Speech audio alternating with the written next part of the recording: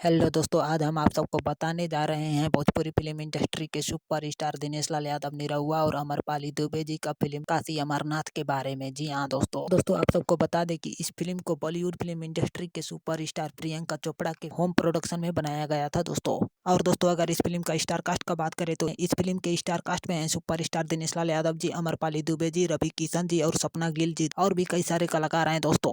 और दोस्तों अगर निरहुआ और रवि किशन जी का एक्शन का बात करें तो इस फिल्म में निरहुआ और रवि किशन जी ने जबरदस्त एक्शन किया है दोस्तों। और दोस्तों अगर इस फिल्म का गाना का बात करें तो इस फिल्म में काफी शानदार शानदार गाना है दोस्तों। और दोस्तों इस फिल्म में अमरपाली दुबे जी निरहुआ जी के अपोजिट रहती हैं और सपना गिल जी रवि किशन जी के अपोजिट रहती हैं दोस्तों। और दोस्तों इस फिल्म में सुशील सिंह जी विलेन रहते हैं दोस्तों। और दोस्तों आप सबको बता दें कि इस फिल्म में सुशील सिंह जी ने भी अपना विलेन का किरदार बहुत अच्छा तरीके से निभाया है दोस्तों। अगर आप लोगों ने अभी तक इस फिल्म को नहीं देखा है तो यूट्यूब पर जाके इस फिल्म को देख सकते हैं दोस्तों।